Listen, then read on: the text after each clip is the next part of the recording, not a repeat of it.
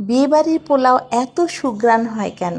কিভাবে এত সুন্দর সাদা ঝরঝরে হয়? বাবুর্চিরা পোলাও রান্নাতে কি কি মশলা ব্যবহার করে থাকেন? পানির সঠিক মাপ সহ পোলাও রান্নার সমস্ত গোপন টিপস এবং ট্রিক্সগুলো আজ শেয়ার করব।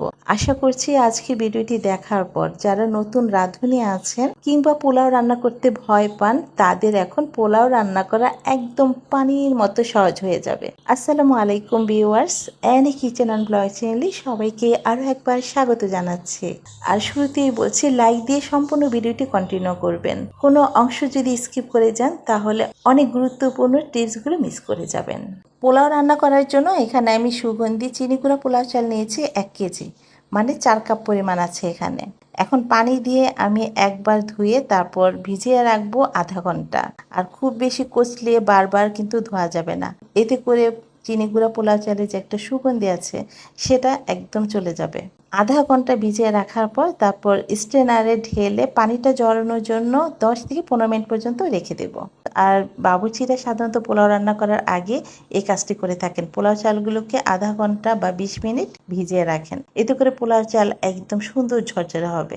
এখন পোলাও রান্না করব। আর পোলাও রান্না করার জন্য প্রথমে এখানে আমি বেরেস্তাটা করে নেব।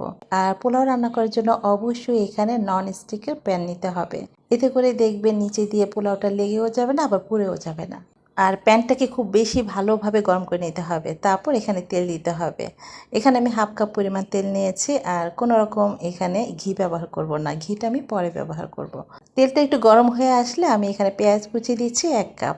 আর পেঁয়াজ কুচিগুলো এমনভাবে কুচি করতে হবে যাতে সবগুলো একই রকম হয়। কিছু যদি মোটা আবার কিছু চিকন হয় তাহলে ভাজার সময় দেখবেন যেগুলো একটু চিকন আছে সেগুলো তাড়াতাড়ি হয়ে যাবে, আবার মোটাগুলো ভিতরে কাঁচা থাকবে। আর তেলটা একদম বেশি গরম করা যাবে না, হালকা একটু গরম হলে তারপর পেঁয়াজ দিতে হবে। যদি বেশি গরমের মধ্যে পেঁয়াজ দেন তাহলে দেওয়ার সাথে সাথে পেঁয়াজের উপরের কালারটা চলে আসবে কিন্তু ভিতরে কাঁচা থাকবে। আর ঠান্ডা হওয়ার পর দেখবেন এই পেঁয়াজ বেরেস্তাটা একদম নরম হয়ে যাবে। তাই অল্প আছে একটু সময় নিয়ে ভেজে নিতে হবে। আর খেয়াল রাখতে হবে যেন পুড়ে না যায়। একটু লালচে বাদামি কালার হলেই চুলাটা অফ করে দিতে হবে, তা না হলে গরম তেলের মধ্যে বেরেস্তাটা আরো কালো হয়ে পুড়ে যাবে। এখন এখানে কিছু বেরেস্তা রাখছি আর বাকি সবগুলো তুলে রাখছি পরে ব্যবহার করার জন্য। আর বিয়ে বাড়িতে বাবুর্চিরা সাধারণত 2 রকম ভাবে পোলাও রান্না করে থাকেন। একটা সাদা দবদবে হয়, আরেকটা একটু ঘি কালার হয়ে থাকে। বেরেস্তার এই তেলে যদি রান্না করেন তাহলে পোলাওটা একটু বাদামি কালার হবে, মানে একটু ঘি ঘি কালার হবে। আর যদি বেরেস্তা ছাড়া সাদা তেল দিয়ে শুধু রান্না করেন তাহলে পোলাওগুলো একদম সাদা দবদবে হবে। তবে বেরেস্তার তেল দিয়ে পোলাও রান্না করলে পোলাও টেক্সচারটা খুব সুন্দর আসে। এখন এই বেরেস্তা তেলের মধ্যে দিচ্ছি 2টি তেজপাতা, 4টি এলাচ, 4টি লবঙ্গ, 3টি দারচিনির টুকরো এবং দিয়েছি জয়ত্রী। আর এই জয়ত্রী দেওয়ার কারণেই কিন্তু বিয়েবাড়ির পোলাও এত সুঘ্রাণ হয়ে থাকে। তবে জয়ত্রী পরিমাণটা যেন খুব বেশি না হয়, তা না হলে পোলাওর স্বাদ একদম তিতো হয়ে যাবে। আর দিচ্ছি এখানে 1 টেবিল চামচ পরিমাণ আদা রসুন বাটা। এখন সব গরম মশলা এবং আদা রসুনটা তেলের সাথে 2 মিনিটের মতো ভেজে নেব, এতে করে আদা রসুনের কাঁচা গন্ধটাও দূর হয়ে যাবে। আর চুলার আঁচটা এ পর্যায়ে কিন্তু হাইতে রাখা যাবে না, মিডিয়ামে রেখে ভেজে নিতে হবে, তা না হলে গরম মশলা এবং পেঁয়াজ বেরেস্তাটা পুরো আরো কালো হয়ে যাবে। আদা রসুন ভেজে নেওয়ার পর এখন এখানে দিয়েছি 7 কাপ পরিমাণ রুম টেম্পারেচারে থাকা নর্মাল পানি। আমি 4 কাপ চালের জন্য এখানে 7 কাপ পরিমাণ পানি নিয়েছি। যদি 4 কাপ চাল নেন তার জন্য কিন্তু ডাবল পরিমাণ পানি নয়, 7 কাপ পরিমাণ মানে 1 কাপ পরিমাণ কম দিবেন, তাহলে দেখবেন পোলাওগুলো একদম সুন্দর ঝরঝরে হবে। যদি এর চাইতে ডাবল পরিমাণ চাল নেন তাহলে পানির পরিমাণটাও 1 কাপ করে কমিয়ে দিতে হবে। কতটুকু চাইলে কতটুকু পানি দিতে হবে এটা অনেকেই বুঝতে পারেন না, তাই পোলাও অনেক সময় বেশি নরম হয়ে যায় কিংবা শক্ত থাকে। আশা করছি পানির সঠিক মাপটা ক্লিয়ার করতে পেরেছি।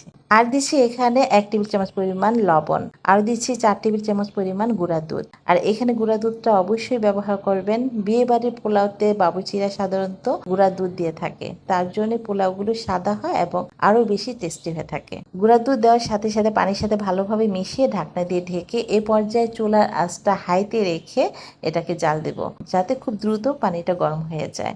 আর পানি যখন ফুটে আসবে এ পর্যায়ে দিয়ে দিচ্ছি চালগুলো। আর এই চালগুলো আমি 10 থেকে 15 মিনিট পর্যন্ত স্ট্রেনারে রেখে পানিটা ঝরিয়ে নিয়েছি। এখন চালগুলো দিয়ে সাথে সাথে অনবরত এভাবে নেড়ে নিতে হবে, তা না হলে এখানে চালগুলো চাকা চাকা হয়ে যেতে পারে। আর দিচ্ছি এখানে 1 স্লাইস লেবুর রস। লেবুর রস এখানে দিলে পোলাওগুলো সাদা হবে এবং খুব সুন্দর ঝরঝরে হবে। এভাবে আমি পোলাও চালটাকে অনবরত নেড়ে চেড়ে নেব। আর যখন পানিটা একটু শুকিয়ে আসবে, মানে পানিটা একটু পোলাও চালের সাথে লেগে লেগে আসবে, আসবে, এ পর্যায়ে চুলার আঁচটা একটু কমিয়ে দিতে হবে। তারপর চারোপাশ থেকে চালগুলো এনে মাঝখানে এভাবে চেপে চেপে উঁচু করে রাখতে হবে। এখন পোলাও ঝাল ফ্লেভারের জন্য দিচ্ছি 7-8টির মতো আস্ত কাঁচামরিচ, আর দিয়েছি কিছু কিশমিশ, 1 চা চামচ চিনি, 1 টেবিল চামচ পরিমাণ ঘি। ঘির পরিমাণটা এর চাইতে বেশিও নিতে পারেন, সমস্যা নেই, তবে এখানে অবশ্যই ঘি ব্যবহার করবেন। আর শেষে ঘি ব্যবহার করলে পোলাও ঘিয়ের ফ্লেভারটা আরো বেশি স্ট্রং হয়। আর পোলাওটা একটু কালারফুল করার জন্য এখানে দিচ্ছি কয়েক ফোঁটা অরেঞ্জ ফুড কালার। এটা অপশনাল, চাইলে স্কিপ করতে পারেন, তবে অনেক সময় দেখা যায় বিয়ে বাড়ির পোলাওগুলো একটু কালারফুল হয়ে থাকে, কিংবা আপনি এখানে গাজর গ্রেট করেও দিতে পারেন। আর দিয়েছি কয়েক ফোঁটা গোলাপ জল। বিয়ে বাড়ির পোলাওতে সাধারণত বাবুর্চিরা গোলাপ জল, কেওড়া জল ব্যবহার করে থাকে, তবে আজ আমি শুধু গোলাপ জলটাই ব্যবহার করেছি। এবং সব শেষে দিচ্ছি পেঁয়াজ বেরেস্তা। এখন ঢাকনা দিয়ে ঢেকে চুলার আঁচটা একদম লোতে রেখে আমি দমে রেখে দিব 20 মিনিট পর্যন্ত। আর এর মধ্যে কোনো রকম ঢাকনা ওঠানো যাবে না, এবং চুলাতে একটা তাওয়া বসিয়ে এর উপর প্যানটা বসিয়ে রাখতে হবে, এতে করে নিচে দিয়ে পোলাও পুড়ে যাবে না। আর 20 মিনিট দমে রাখার পর দেখুন বিয়ে বাড়ির বাবুর্চি স্টাইলে পোলাও একদম রেডি। আর দেখুন মাশাআল্লাহ কত সুন্দর ঝরঝরে হয়েছে পোলাওগুলো, আর পোলাও টেক্সচারটাও খুব সুন্দর আসছে, এবং ঢাকনা ওঠাতেই পোলাও থেকে খুব সুন্দর একটা সুঘ্রাণ বের হচ্ছে। বিয়ে বাড়ির পোলাওতে যেমন সুঘ্রাণটা থাকে সেই সুঘ্রাণটাই এখন পাওয়া যাচ্ছে। এখন নিচ থেকে উল্টে আমি উপরে রাখবো পোলাওগুলো, এবং উপর থেকে পোলাওগুলো নিচে দিয়ে দেব। সবগুলো পোলাও উল্টে পাল্টে মিশিয়ে নেব। আর নিচেও দেখুন কোনো রকম কিন্তু পোলাওগুলো পড়ে যায়নি, দেখে বুঝতেই পারছেন। আর এখানে আমি কিছু পোলাও হাত দিয়ে আপনাদের দেখিয়ে দিচ্ছি কতটা ঝরঝরে হয়েছে, একটা আরেকটার সাথে লেগে নেই। এমন না যে পোলাওগুলো শক্ত আছে কিংবা চাল চাল আছে, একদম পারফেক্ট ভাবে পোলাওগুলো হয়েছে। এখন ঢাকনা দিয়ে ঢেকে আমি আরো 5 মিনিট এভাবে রেখে দেব, তারপর সার্ভ করব। আর সার্ভ করার জন্য আমি সার্ভিং ডিশে নিয়ে নিচ্ছি পোলাওগুলো, এবং উপর দিয়ে ডেকোরেশন করে নিয়েছি আবারও কিছু পেঁয়াজ বেরেস্তা এবং কিশমিশ দিয়ে।